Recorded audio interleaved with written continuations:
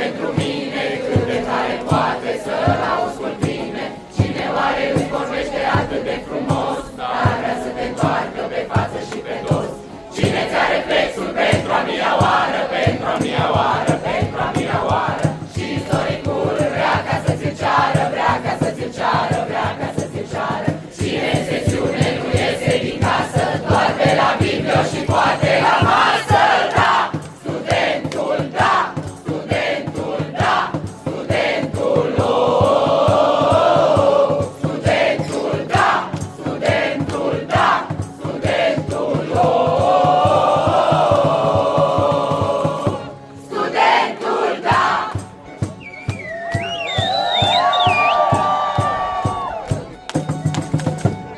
Cine îți învață sexele serioase, sexele serioase, sexele serioase? Numai la stagiul de boli infecțioase, boli infecțioase, boli infecțioase. Cine intubează pentru prima dată cu privirea lungă, tare deșertată? Cine dimineața la stagiul lipsește și pentru o oră trește le plătește? Cine parafa o urmărește și caietul prin el îl dorește? Da, studentul, da, studentul, da, studentul, oh, studentul, da, studentul, da, studentul, oh,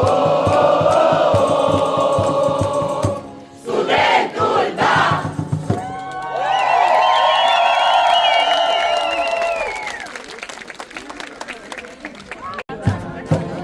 Nimănui nu-i doresc să fie în grupa mea, oricât de mult citesc, nu pot să învăț ceva, că nu e nicio boală să o pot trata, deși mergea perfect în mintea mea. De 4 stagii exersez doar anamneza de făcut și doar o țin așa, sigur ajung la balamu. Sunt grav și mă gândesc la medicină mereu, aș fi băgat mâna în foc, că nu-i așa de greu. Sunt un pic de liniștit, sunt un pic de liniștit, sunt un pic de liniștit, sunt un pic de liniștit. Mi-a promis că la 8 ne vedem cu ea la bloc, un pariu că din nou stăm pe secție în loc, să mă lase sfârșit, la final să aud scurt, dar n-am stetoscop, nu s-a mai putut.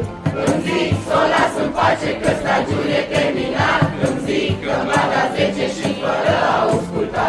I got the mess and I don't give a damn, I know that with the scrub I'll be a resident.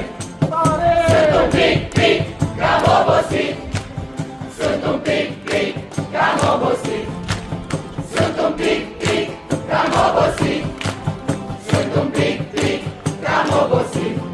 Câteodată nici măcar la examen am trecut, dar mă 4 în catalog și o iau de la început. Câteodată simt că rămâne la studenți, dacă ai cântat și tu, vom fi și rezidenți. Sunt un mic student grăbit, sunt un mic student grăbit, sunt un mic melancolic, sunt un pic melancolic.